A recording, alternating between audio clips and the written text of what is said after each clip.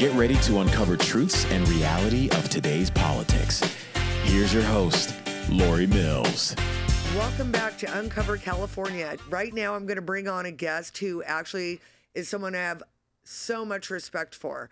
I attend his church at Godspeak, and this man is a warrior, total historian as far as I'm concerned, and he loves the Lord, and he has fought for our rights. So welcome to the show, Rob McCoy. Thank you. It's fun to be with you. Yeah, it is. And again, I do appreciate you so much for everything that you do. Well, I'm rubber. You're glue. Whatever you say bounces off me, sticks to you. Well, thanks. Yeah. You know, you have an amazing family too.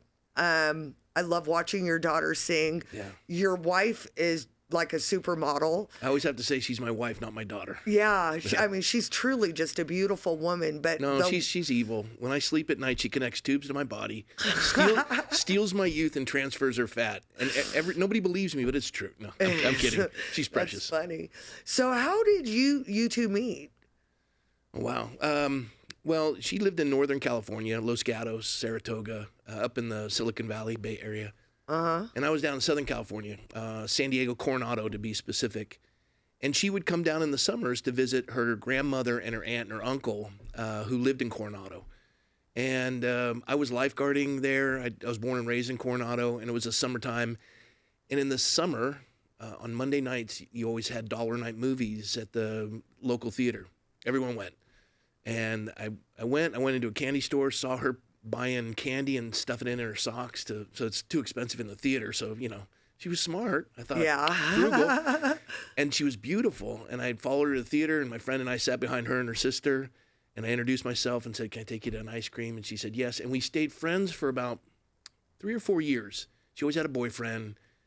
I had a girlfriend. I was actually engaged to be married to somebody else. Wow. It's a longer story than this, but that got called off. And I immediately turned to her and said, "I don't know what you're doing for the next 60 or 70 years, but I'd love to spend them with you." And so we got married. And you've been married for how long now? 35 years. That's great. 5 kids and 6 grandkids. Yeah. One of the things I really appreciate about you and coming to Godspeak is, seriously, you bring me to tears sometimes. You make me laugh sometimes, but you're so transparent about your life and the struggles that your family's had. And it's a gift. Your memory on history, everything that you know about the Constitution, the Bill of Rights. And I have the highest respect for you. Now, you got involved with Turning Point Faith. Charlie Kirk was a member of your congregation. So many people tell me, Rob McCoy's my pastor. Tell me how that all started. I will, but can I tag on to what you said just before you asked me that question? Absolutely. You commend me for my grasp of history. I was a terrible student. Terrible at math. I actually took history because dyslexia or whatever, when it said the history of, I thought it was his story. I just become a Christian, and every time you saw his, meaning God's, it's always capitalized. And that's when I was looking at the course catalog, it triggered for me. And then history's linear, so it was easier for me to memorize. That's just the way it is. I'm not smart. I see God's redemptive thread in history, and that just makes it easier to understand. I had never read a book cover to cover until I was in college. I was a terrible student. Yeah. But then I became a Christian, and God gave me a love for learning and helped me to retain it. So to him be all the glory on that. To be him, yeah, absolutely. Yeah. I'd like to take credit for it, but the only thing I can take credit for, because I lived with me before I met the Lord, the only thing I can take credit for is all the misery, all the good he brought into my life. And you said that I was transparent. Yeah. I've come to realize, Lori, that the reality of life is so much more enjoyable and entertaining than fantasy. Right. There's just so many angles to it that are fascinating if you just stop and look at it. And everyone's the same. They can relate to transparency because their life isn't a fantasy. This is the reality.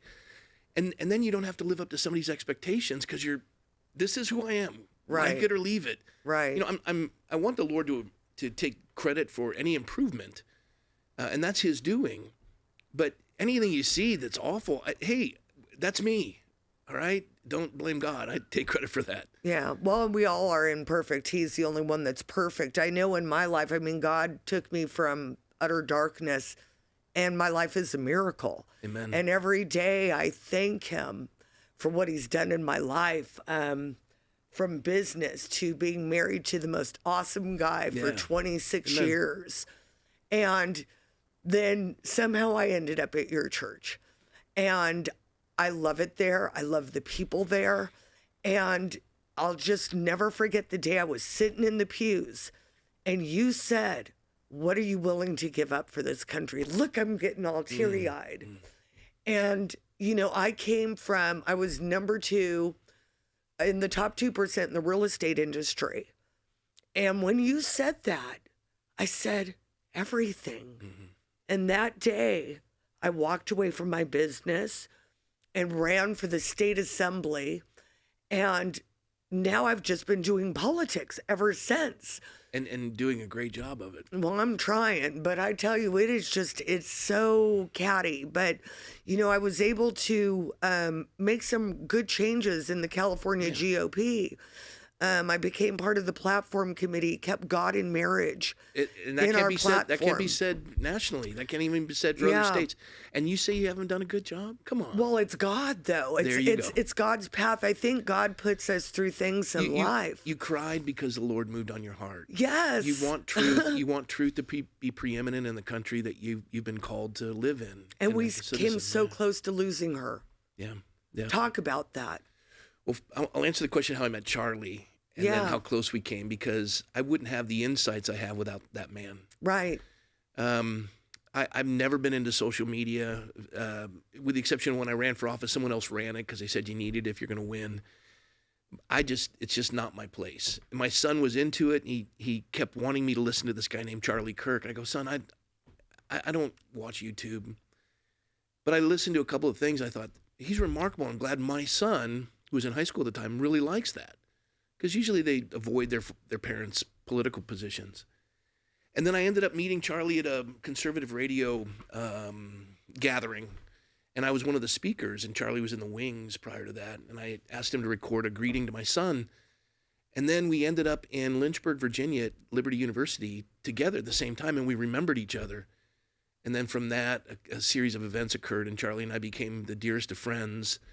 And and I'm the one who invited him to come preach at the church. He'd never spoken at church before. He said, the church doesn't want me. I go, no, Charlie, this is exactly where you need to be. And he could see it because at the time I was a pastor and a politician. And he goes, how do you do that? And I go, the same way you're going to do it. And he's now spoken at over 1,000 churches. And he's probably the best preacher in America. And I just happened, it's like the Forrest Gump anointing.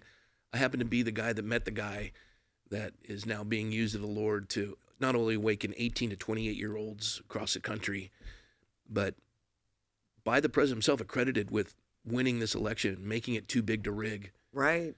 And Charlie with Turning Point USA and Turning Point Action, which is their 501c4, and TPUSA Faith, which works with churches, we've managed to do that. And what an exciting election. I'm amazed at what happened. To watch in 2021, they all laughed at us. Yeah. If you were a Trump supporter, you were an idiot. Oh, and I put on my MAGA hat proudly. Amen. and it's so fitting, the title of Charlie's organization, Turning Point. It takes 9% of the population, and some think even less, as a tipping point, that turning point, where people start to realize, hey, wait a minute. And it has to be people who are willing to face the consequences of making a stand like that. Right. And you speak of your real estate business. You think of some of the folks who've been indicted with J6 that have to suffer. You think of all the things that we've had to endure, especially if we refuse to get the shot. Right. And how they mocked us, how they mocked our church. Well, and now I was just reading before you got here, some lady was just awarded $12 million. Oh, there's going to be a lot more of that. Yeah, just absolutely incredible. But, you know, one thing that you talk about that I have watched is how the churches were not involved and how they need to be part of the town square. You know, I just think of scripture where God talks about don't hide your lamp. Don't put your light under a bushel. Yeah, exactly. And be the salt of the earth. And that's one thing I found at your church is you are bold and you don't back down. How has this worked? Because I believe God put you and Charlie together. Yeah. And now you're working to really turn the hearts and minds of a lot of pastors. Yeah, the reason why I commented earlier, I think Charlie's one of the best preachers in America, is he's willing to go where most pastors aren't. You go on to any major college campus in the United States, you're not going to find any viable ministry there. Right. They say they're there, they raise funds to be there, but they're not driving the culture on the campus by any stretch of the imagination. Charlie steps in, sets up a table, and just starts to talk with. And he says anyone who has a disagreement gets to the front of the line. And by applying his Christian faith, where most pastors would say, oh, he's too political, that's his world. Right. And he brings Christ into it. He presents the gospel. He has the chance to watch as folks who are struggling with their gender identity just come to this understanding. He deals with death threats and does it graciously. This man is remarkable. And to have that opportunity to meet him was tremendous. And then he came to me and said, how do we get pastors into this? How do we make pastors like you? And I said, well, a friend of mine, David Lane,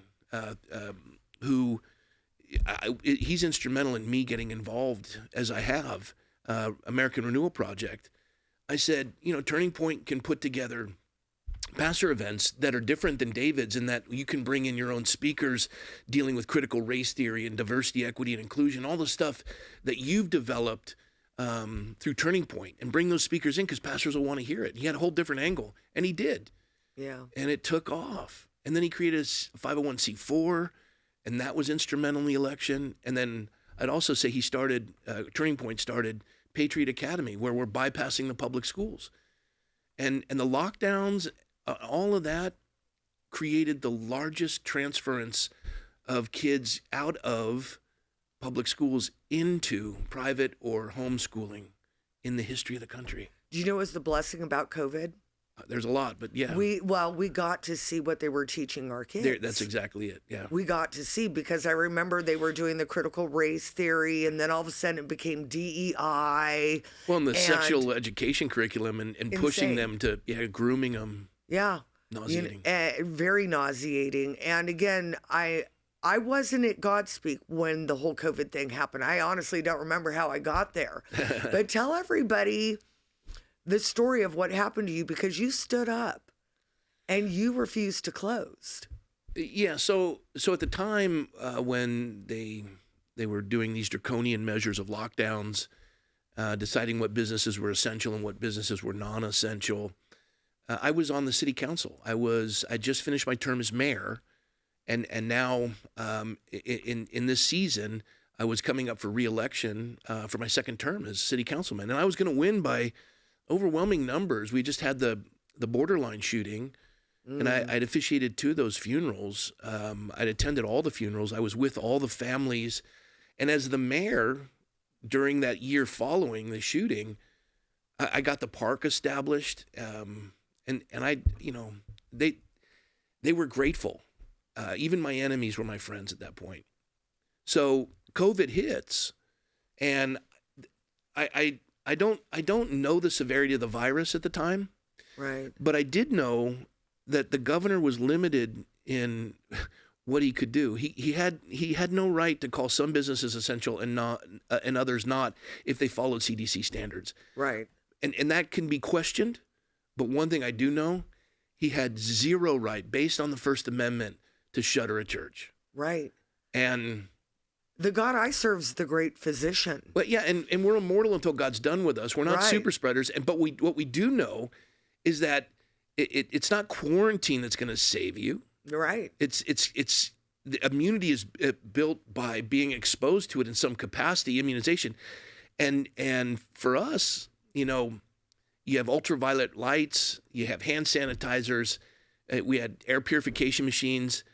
We had no data. There was no proof in data for masks or 6-foot distancing.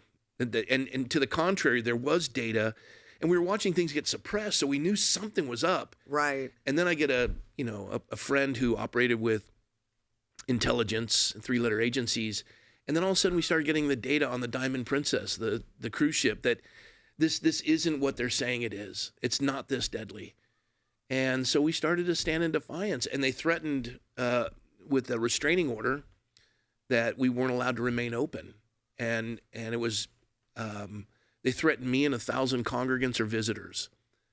And the citation they would receive was serious. I mean, if you, like, my son had an NROTC scholarship, he'd lose it if he got that. Right. You know, you could lose a number of things in regards to this citation. So it was threatening. And I remember the night before whether or not I was going to defy it. And the attorney gave me a legal pad and a half of consequences. You'd lose your house, you'd lose your church, you'd jail time, your son, all these things. A legal page and a half of issues. So I said, let me call you back. And I had this terrible pain in my left shoulder I'd never experienced before. Like, I'd been hit with an arrow. It was just the weirdest thing. So I call my wife and I read to her everything on that list, the page and a half on the legal document of all the stuff we're going to lose if I defy this order. And I said, honey, I'm not going to do it without you. And she said, you know, she invoked Richard Wurmbrand's wife when she said, I'd rather be a widow than be married to a coward. Mm. And my kids were thrilled because they've always seen their dad as a hero and their mom as a hero because we're always contending for their generation. We weren't worried about our health. We were worried about their future. And they love that. We serve them. The staff had been with me for, 20 years. They were all in. The hardest was the elders. There was 15 of them. And it had to be a unanimous decision. So I told them I'm planning on defying the restraining order tomorrow. Saturday night, we had an emergency meeting. And I said, and this is what I can lose, and you have a fiduciary responsibility. You could lose the same thing in your life. So I completely understand if it's not a unanimous decision. And if it isn't, in front of you is my letter of resignation. And of the 15 elders, 14 voted in favor of standing with me.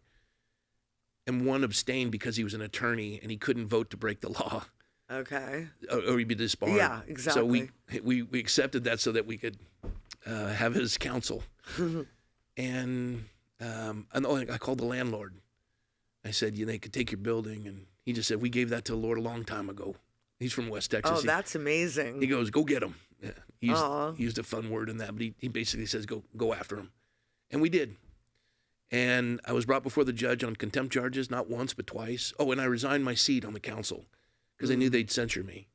So I'm brought before the judge twice, found guilty of contempt. We had accrued fines of over $300,000 because every time the doors of the church were over $3,000. And over $300,000 we accrued. And every Sunday, maybe this Sunday they're going to arrest us, maybe next Sunday. And we armed ourselves with legal and fought back. They offered us money to go away, and then they dropped the charges, and we pursued our case, and then ultimately ended our case when Jeff Garrell got into office and Linda Park was out. We were content with that. She's the one that started that mess. So it's been a journey. Time. Yeah, but we remained open. Our zip code, where the church resides, had the lowest, and you can look at this. They started to remove it from the Ventura Medical, but we had the lowest number of people contracting COVID or dying from COVID or hospitalized. And we know that's remdesivir, and they said died from or with COVID, two totally different. At the time I was brought before the judge, I think 96 people had died, and only 2 died from, not with, died from. A man in his 90s and a woman in her late 80s. It was a scam. And I think also, they withheld early therapy from people. Oh, they hydroxychloroquine. Yeah. Ivermectin. When I got the Delta variant, I was very sick. I went to the doctors. Their advice was go home till you can't breathe. And then come back and we'll give you remdesivir and kill you and intubate you. Yeah. So I had a friend drive up from Orange County with the ivermectin, with the hydroxychloroquine, with everything. Within about 48 hours, I turned a corner. And budesonide. You should have gotten some budesonide. They were trying to hold that too. That was for the breathing treatments to stop the clusters. Yeah. And it's just insane to think that, I remember there was a guy in Malibu who was arrested for paddleboarding by himself. Ridiculous. And then today we still see people driving around in their cars alone with a mask on. Well, and here's the part that gets me. The governor and first lady, or he says first person, comes out and gives a Thanksgiving declaration for Californians. Yes. And let's not forget what he did the year before. You only sit with family. You can't go out. You can't. It was draconian. Yeah. And he destroyed our children's schools. Mm-hmm. He let our elderly die alone. Yeah. It criminal what they've done. Right. And here again in California, under this governor and just the evil that he's perpetrated, Planned Parenthood sold 6-month-old fetuses, aborted fetuses, with the promissory that they would get patent rights on any cures that they develop from the. This is California. Well, as far as the babies and everything that goes on there, that is pure evil. Yep. So is his governor. Yeah, I've been interviewing some people that have been on. Let me correct that. So is his governor's policies. I don't want to condemn the man because there's always hope, but. Lord, please save him. Yeah. I interviewed J.J. Carroll, who was Chief Border Patrol in San Diego. And a guy named Brian Mata has just made a film called Operation Amber Alert. The amount of children that are currently missing due to Biden's open border. 500,000, is it? I heard. What do you have? They're saying it could be up to 1 million.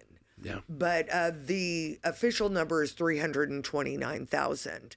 But the thing that is I never even thought about before was a lot of these kids, not only are they being trafficked for labor or sex, but they're organ harvesting these kids. Yep. And to me, the children are what we need to protect. And I'm really hoping that we can find these children somehow, some way, if most of them are not gone already. But that January 6th, those injustices just have to be corrected. But the crimes against children and the crimes against humanity and what they've done, putting us back into the global compact of migration and using the CBP-1 app to traffic these children. There's not a 2-year-old in this world that's going to get from Guatemala to our border on its own. And yet it's happening. And we should not allow the United States government to use NGOs. Or let me correct that. They can use NGOs, but they can't give them any money. They can nothing. And these NGOs, including Catholic Charities, I mean, Jewish Family Services, everything. They're the ones responsible for allowing them to come in. We've enticed these children to come north. Yes. And I've always said this. We had a house that had a jacuzzi, and the HOA required you had a lock on your gate. Because if the child next door, 4-year-old, 3-year-old, whatever, opens the gate because it's not locked, then climbs up while it's on your property, climbs up into the jacuzzi, falls in and drowns, you're liable. You're responsible. And you think, wait a minute, it was my private property. Because you didn't lock the gate, you enticed them. Because we don't lock the border, we've enticed these women and children, and every woman is either raped or molested on their way north. Yep.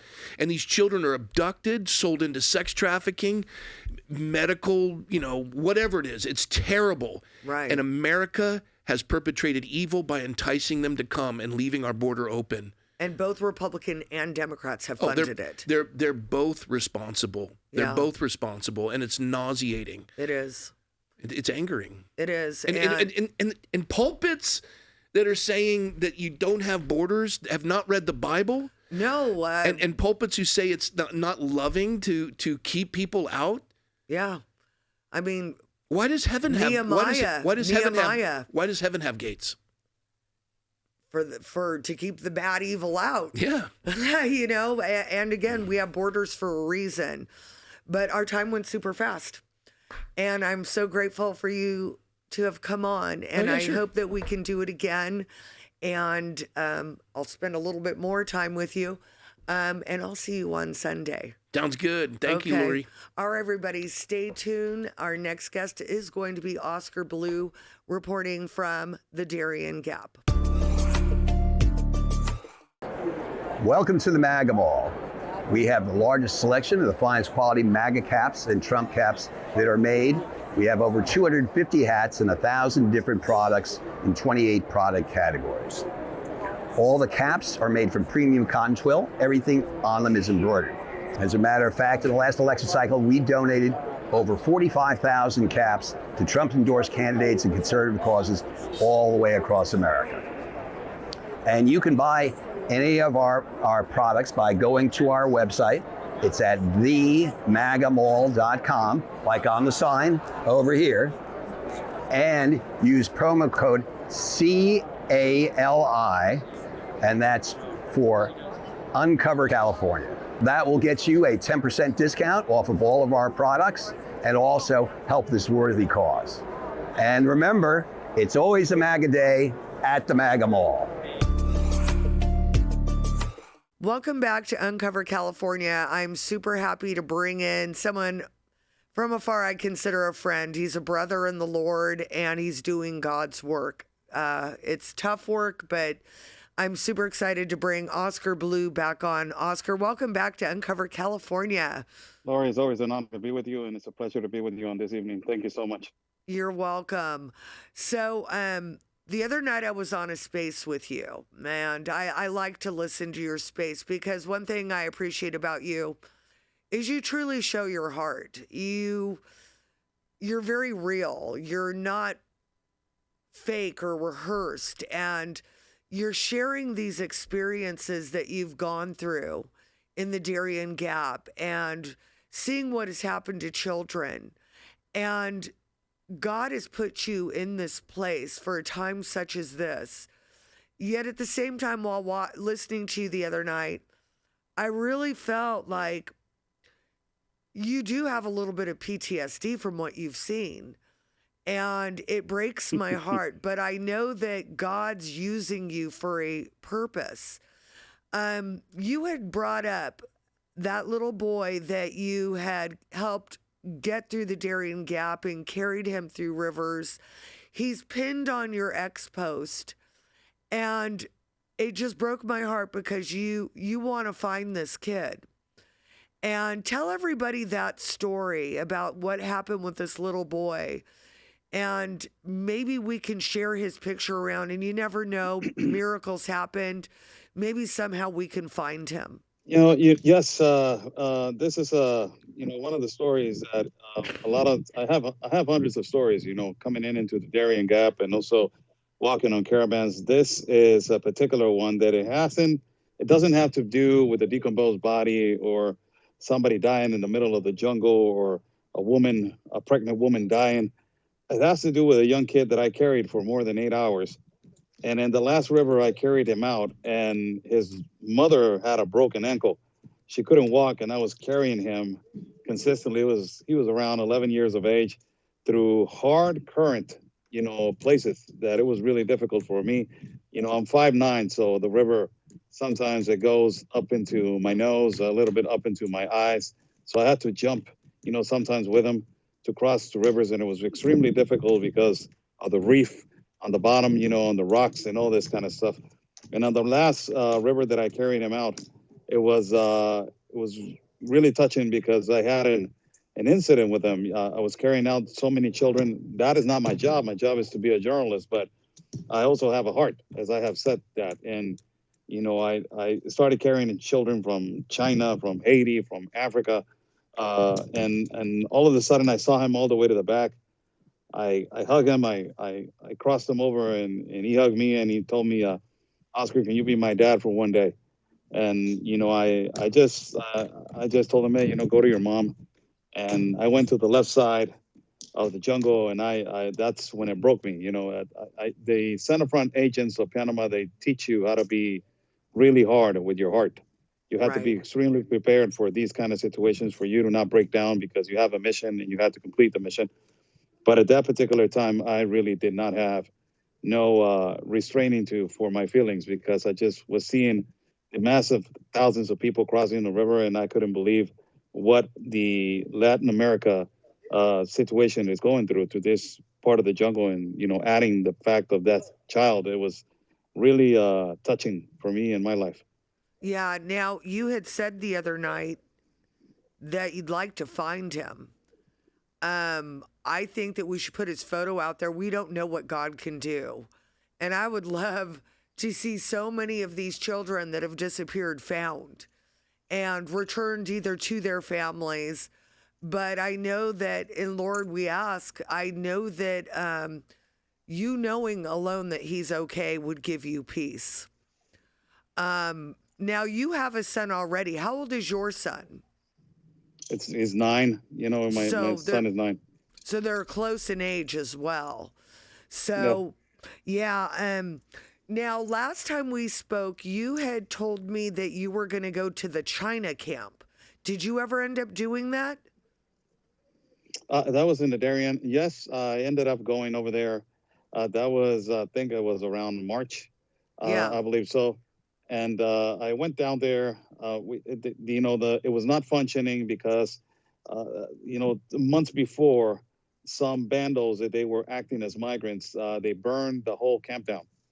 Wow. And they committed arson. And the most important thing is that they burned the file documents. The file documents are where the Centerfront officials and the immigration officials have all the filed and registration names and pictures of the people that they have crossed through there. So, in particularly, they started a fire in that particular container, and they burned that container. So the offices are these small containers, and also where they sleep, there is these, 28 to 40-foot containers where they put bunk beds in there.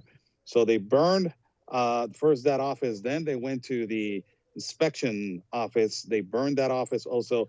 And later on, they were arrested. There were 6 Colombian, which they were identified that they worked for a cartel in Colombia, and they were backpackers.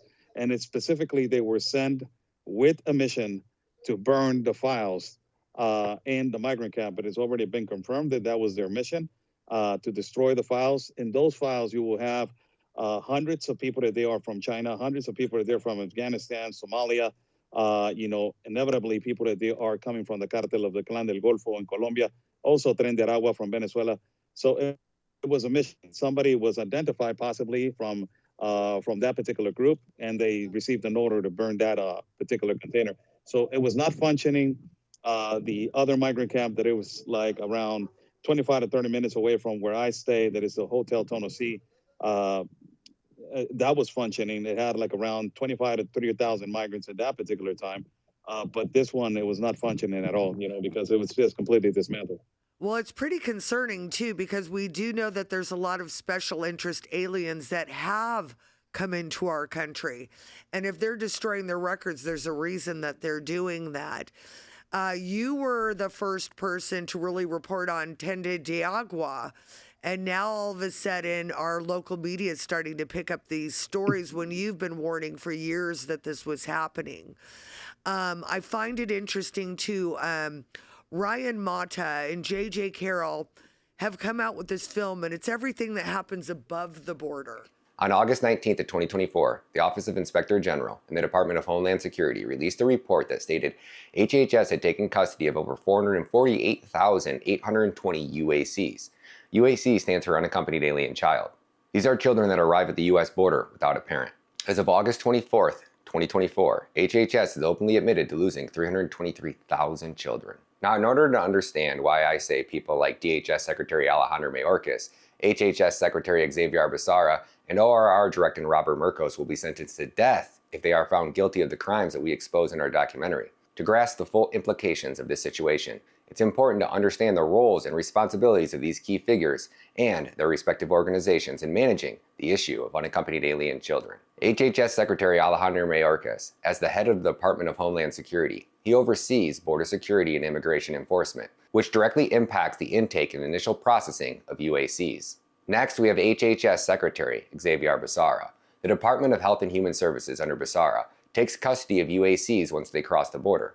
HHS, through its Office of Refugee Resettlement, is responsible for the care, placement, and eventual release of these children. Next, we have ORR Director Robin Marcos. As the Director of the Office of Refugee Resettlement, Marcos oversees the welfare and placement of these children in the U.S., including ensuring they are placed in safe environments. The Office of Refugee Resettlement, led by Marcos, is central to this crisis. Allegations against these officials suggest systemic failures, criminal neglect, trafficking of children across state lines, child endangerment, and crimes against humanity, all of which could lead to severe legal consequences when proven in court. I had messaged Ryan and I said, you have to talk to Oscar Blue. Are you guys going to plan on working on anything together? Because you've seen things firsthand that most people have not seen. Are there any plans for you guys to coordinate it all and get these stories out to the public? I was approached by him, a couple of weeks ago, and I met him. I didn't know that he tried to make contact with me for just some years now. But I was so, in my interior and in my bubble of in the Darien and all this kind of stuff. But he's a good gentleman. He's a good guy.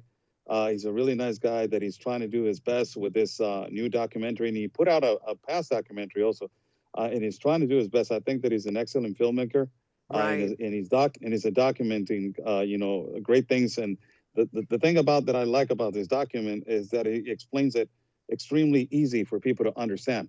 Right. So a lot of these documentaries, you see the crisis, you know that people are dying, and you know that people are taking advantage of it, but you have to explain that for people to Right. understand. And that documentary really does that and puts that in perspective.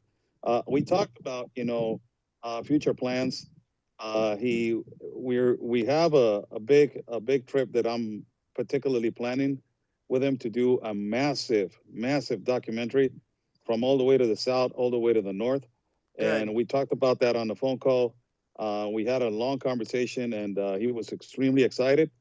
I just got to put the pieces of the puzzle together, because every time that we go down south, I have to, call some authorities and also some connections over there to make us everything to be particularly ready for us to do our job. And we know that they've committed crimes against humanity. And the thing that I found so shocking as well with his documentary were him actually literally showing how many children are missing.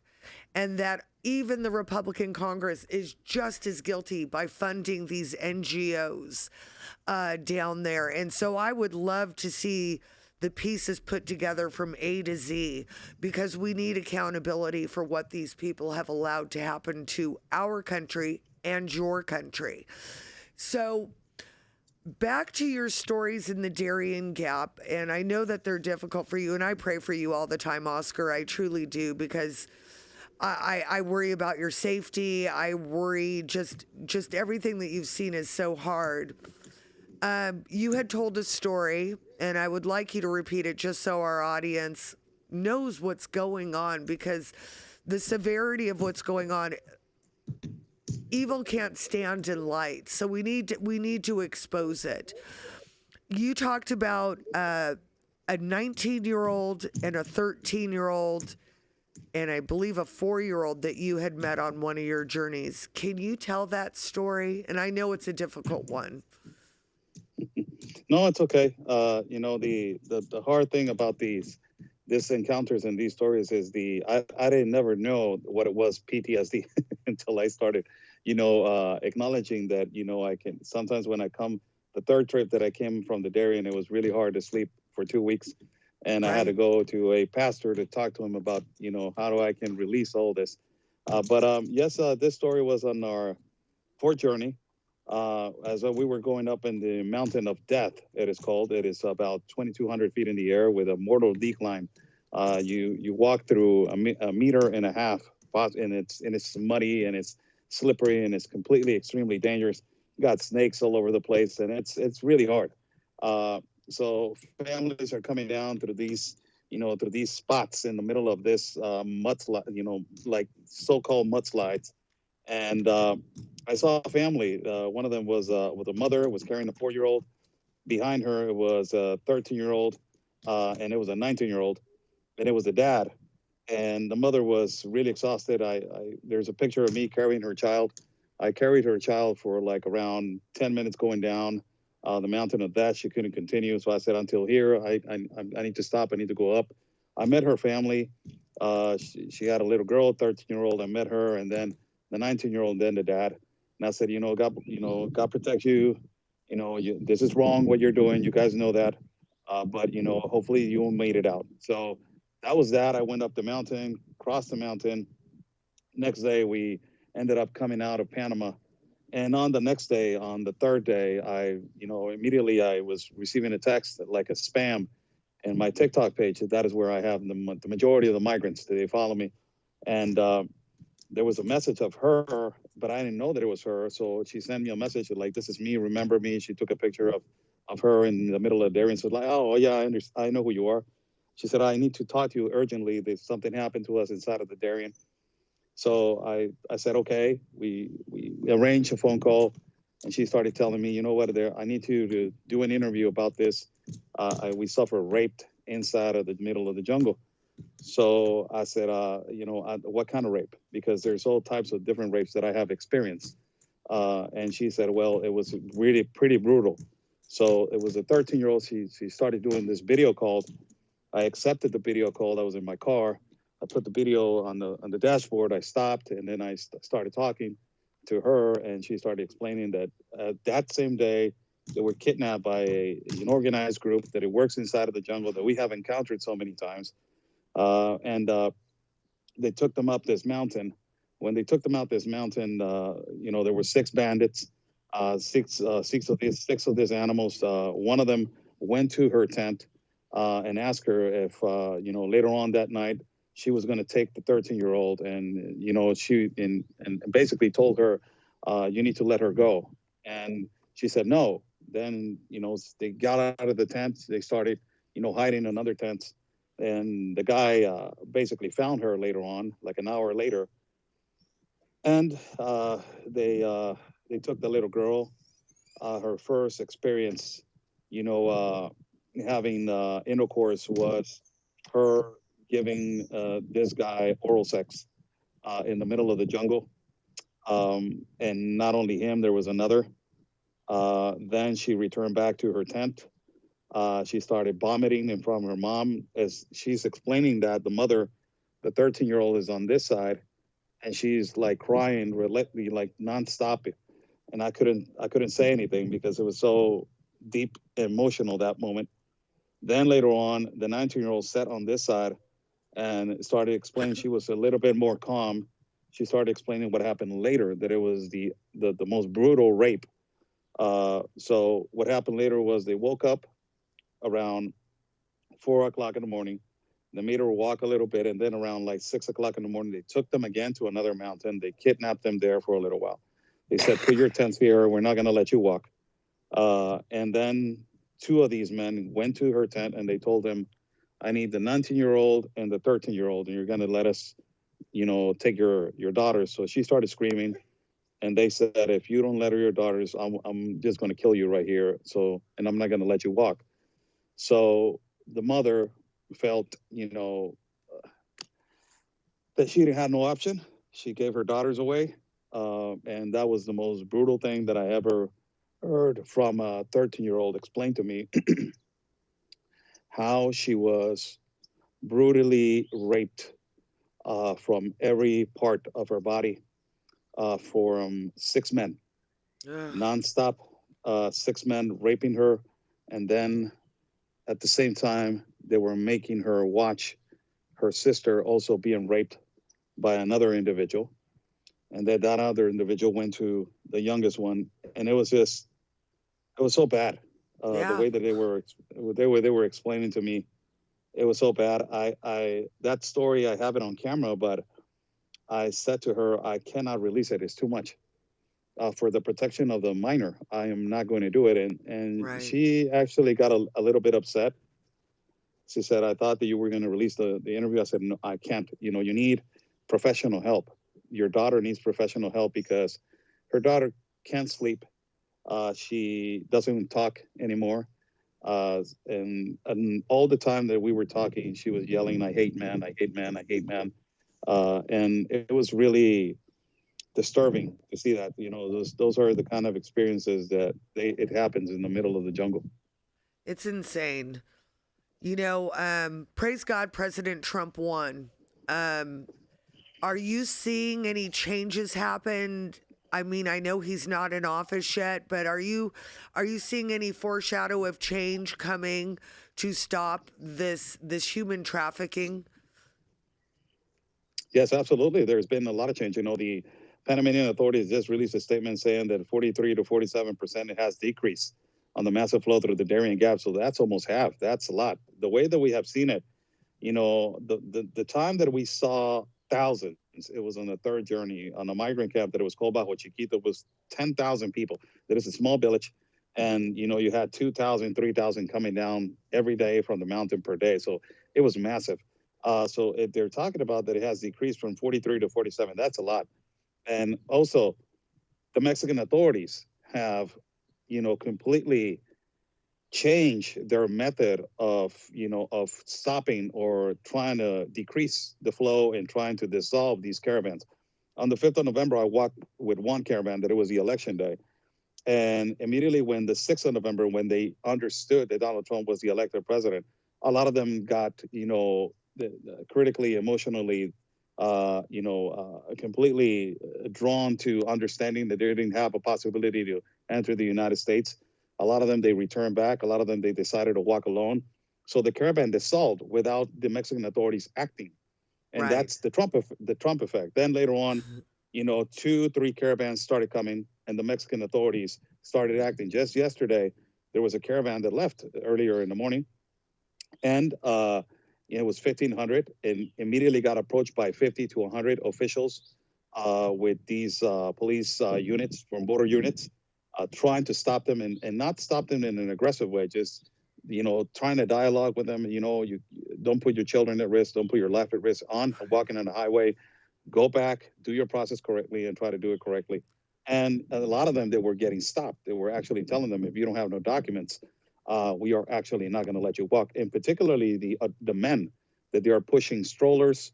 Some of these young kids, they're not their kids. We understand. I have seen this hundreds of times. I have seen this hundreds of times. You see an individual that it doesn't even look, not even 1 cent like the child that is on the stroller, but he actually tells you it's my son. And there's no mother there, there's no cousin, there's nothing. It is only him. So in particular, the authorities are going to this. I believe that after the dialogue that Donald Trump had with the Mexican president, I believe that Donald Trump extremely expressed the concern of the enormous unaccompanied minors and trafficking of children. And that is why we see these emphasis of the border agents going to these adults that they are pushing strollers or they are carrying children, being approached to them and saying, hey, is that your child? Can you show me a document? Do you know his name? Things are really normal to ask. And if you see them stumbling and something like that, it's like, okay, come here. So they're doing that now. And it is actually catching attention from the Mexican authorities that they're actually trying to dissolve. This goes back to the practice that they were doing when Trump was president back in 2019.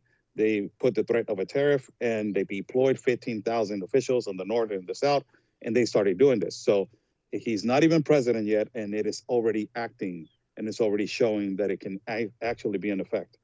Thank the Lord. And, you had explained to me about the global compact of migration that the Biden administration put us back into. I would truly, truly like to see that ended as well. For the children that end up coming through the Darien Gap and coming through Mexico to our border, do you find that many of these kids have been kidnapped? Why would a parent give their child to a coyote or to a cartel member? Because as well as I do, a 3 or 4-year-old doesn't make it through the Darien Gap to our border on its own. What are your thoughts about that and all these kids that show up with phone numbers on their clothes? A lot of the experience that we had is a lot of these children, the majority of them are sold by the parents or they have been kidnapped and they disappeared. And all of a sudden you see them in a caravan with an adult. And the whole point is to create this fake family for when they to arrive into the northern borders.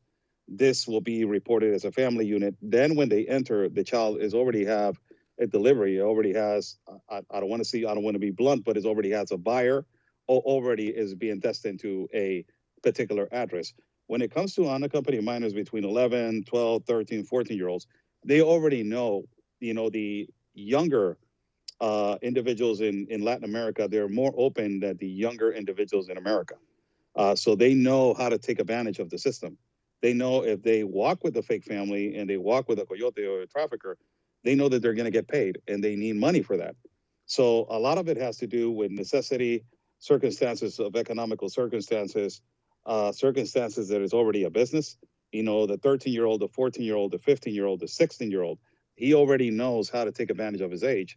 So he knows that if he walks with, let's say, an example, Juan and Maria, and they say that is your dad and that is your mom, and you're going to get paid $1,000 when you get over there, you're going to get deported, come back. He already knows that the journey is going to be just walking, hanging out with Juan and Maria, and when he comes back, he's going to get paid. So this is the understanding and the mechanism that sadly the Biden administration has normalized illicit and illegal activity to be normal. And Right. a lot of and this is the collateral damage that you are educating Central and South America to make them understand that that is a correct process. And the younger individuals, they are saying, oh, this is okay. You know, I can go with this and they will pay me. So it's an illicit and illegal activity, but also, you know, when it comes to the younger kids, the toddlers, the majority of them, they're stolen. The families, they don't have money to take care of them. So they find a way to release them for, a certain amount of quantity of money. And, you know, it's sad to say that it's the cruel reality of what happens. And it's a multi-billion-dollar business. Based on death and suffering and rape and crime. Oscar, in your opinion, we've let 20 million people approximately into the United States of America. Many of those you have warned about. Even with President Trump coming in, do you think that our countries are in danger from a terrorist attack? And what do you see? You guys are extremely vulnerable to whatever attack. Every authority that I have walked from South America to Central America, I talked to National Guard officials from all countries in Central and South America and also border agents. And they say, all of them, they say, what the hell the United States is doing? They are really putting themselves at risk. They're admitting people through non-ports of entry, unfiltered, unvetted. And this is a reality. We have seen in the middle of the Darien Gap, we have seen people from Afghanistan, former Afghan pilots, former United Nations, diplomats that they're from Afghanistan.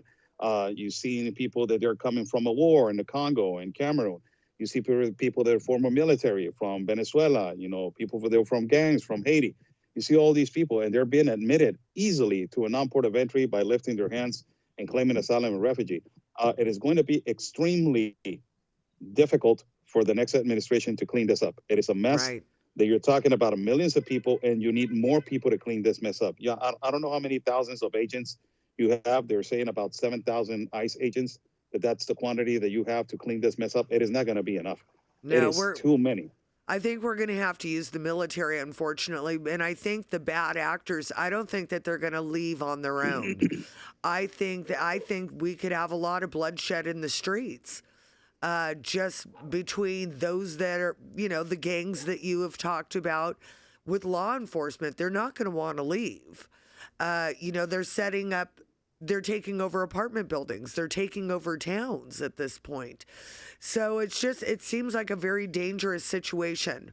Now, I would consider you probably the biggest expert on the migration and the global compact of migration and everything that you have seen. Have you even been approached to work with our government or the Mexican government on educating them on how everything works? No, I haven't. I have been approached by people that, journalists, that they want my experience and they want to ask me how things are running and how things are going. But no, I haven't been approached by not even of course, the Biden administration is not going to approach me. They're not going to. They do not like me at all. But when it comes to the Trump administration, I haven't been approached.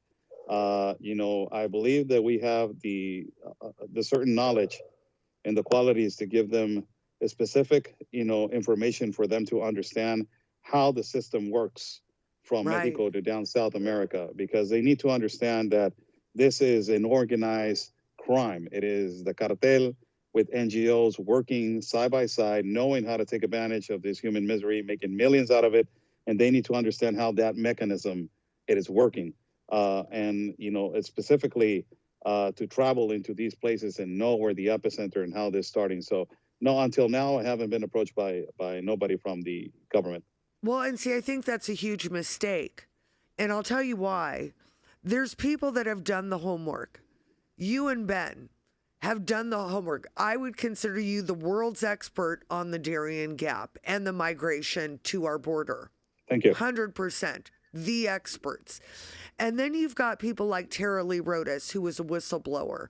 You've got Aaron, the whistleblower. You've got J.J. Carroll, who used to be the chief of Border Patrol in San Diego.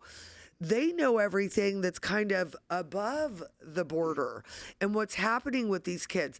And I think it's a lost opportunity if our government and the incoming administration doesn't get with you guys, because this mass deportation that they want to do, the criminals, send them wherever you need to send them, but we need order, and we need to shut down the things that you have seen with like these NGOs and Jewish Family Services and the Catholic Family Services. Shame on them using God's name to traffic children. But I am hopeful that they will talk to you guys, because it's one thing to be a journalist, but you're the experts at this point. They're not.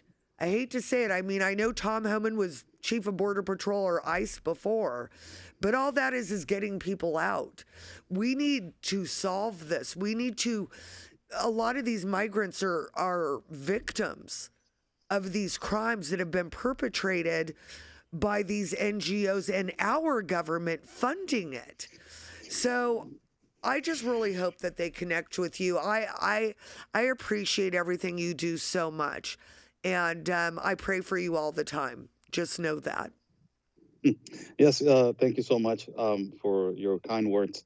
You know, we have done extensive work, and we have pointed out the things that need to be done in the United States of America for order to push Mexico to do something, and to be a domino effect to every country. So the law and order will be the example of the top of the pyramid that is the United States of America.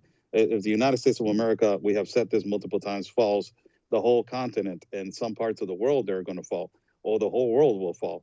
Right. So the number one thing that needs to be done immediately, as I have said and pointed out, you need to get out of the global compact of migration, stop the federal grants to these NGOs and stop the funding to these NGOs, prosecute these NGOs, the ones that are in cahoots with the cartel, investigate and audit all of the NGOs, and, you know, prosecute all these progressive mercenary activists that they're working with the cartel, and, you know, expose and hold people accountable. I have said this multiple times, that it's not a time to be nice, it is time to be tough and to hold people accountable. It is not a time to be kind.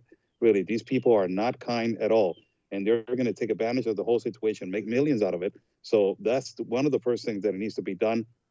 Investigate where these NGOs are working in Mexico, in South America, Central America, because from there it starts the indoctrination, like what we found in the Darien Gap with Hayes, promoting the entrances through the jungle. You know, that's crime. You're promoting just people dying where the cartel has control over Colombia, and then you're promoting it for you to say, oh, I have an attention center right here when you already crossed the Darien. It is Right. just incompetence to the highest level. So that needs to be exposed into what level these NGOs are working. See, and I think it's intentional. I think Alejandro Mayorkas should be prosecuted. I think Kamala Harris should be prosecuted. All these people that have allowed this need to be prosecuted. So, Oscar, I know you have other things that you need to get to in your life. I appreciate your time. I hope you'll come back. And I love talking to you, and I've got your back, brother. Praying for you always. Tell everybody where they can find you and all of your work. Thank you so much, Lori, for the invitation. It was really nice of you to invite me. And next, you can find me as Oscar Blue, all around Oscar Blue or Oscar Blue Ramirez on every platform. And also to our network, Real America's Voice News. I collaborate sometimes with Epoch Times and some other networks. But my main network is Real America's Voice News. You can find me there when I do my multiple broadcasts and hits and all my platforms, like I said. So thank you so much for the invitation. You're really kind, and we will try to do our best every time. Okay, thanks so much, Oscar. Okay, everybody.